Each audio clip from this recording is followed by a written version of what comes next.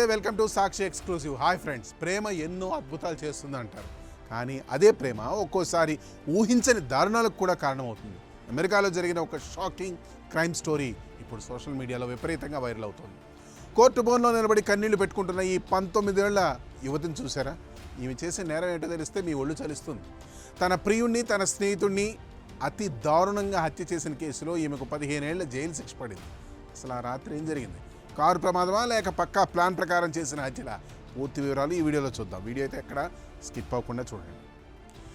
ఈ కథలోని ప్రధాన నిందితురాల పేరు మెకెంజీ షిరిల్లా. ఒహాయో రాష్ట్రానికి చెందిన ఈమె 2022 జూలై 31 తెల్లవారుజామున తన కారులో ప్రియుడు డొమినిక్ రుస్సోతో పాటు అతని స్నేహితుడు డేవియన్ ఫ్లానగన్తో కలిసి బయలుదేరింది. అయితే ప్రయాణం సజావుగా సాగలేదు.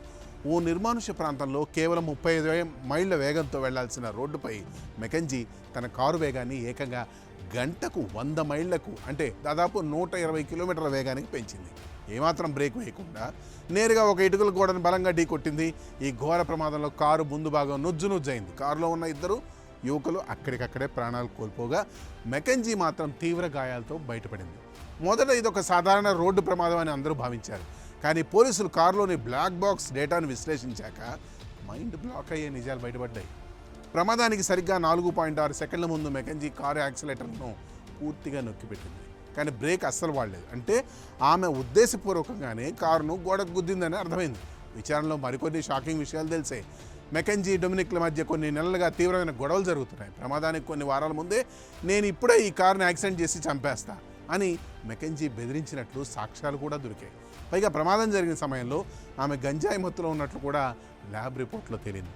ఈ కేసు విచారణ కోర్టుకు వచ్చినప్పుడు న్యాయస్థానంలో వాదోపవాదాలు విన్న Cuyahoga county judge Nancy Margaret Russo నిందితురాలిపై తీవ్ర ఆగ్రహం వ్యక్తం చేశారు. ఆమెకు ఒక లక్ష్యం ఉంది, దానిని ఆమె చాలా ఖచ్చితత్వంతో అమలు చేసింది. ఆమె తీసుకున్న నిర్ణయం ఆ ఇద్దరి మరణమే అని జడ్జి వ్యాఖ్యానించారు. కోర్టు మెకెంజీని మరణశిక్షకు సమానమైన 12 రకాల నేరాల్లో దోషిగా తేల్చింది. నిందితురాలికి కనీసం 15 ఏళ్ల నుండి జీవిత ఖైదు శిక్ష విధిస్తూ తీర్పునిచ్చింది.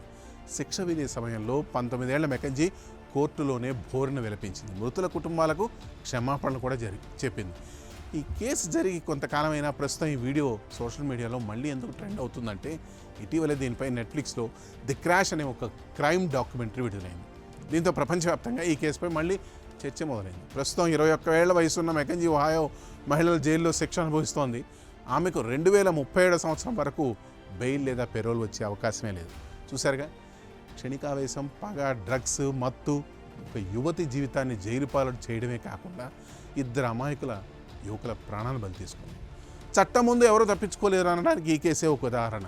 మరి షాకింగ్ కేసుపై కోర్టు ఇచ్చిన తీరుపై మీ అభిప్రాయాన్ని కామెంట్స్లో తెలియజేయండి. That's all for today. This is Harikrishna signing off for Sakshi exclusive.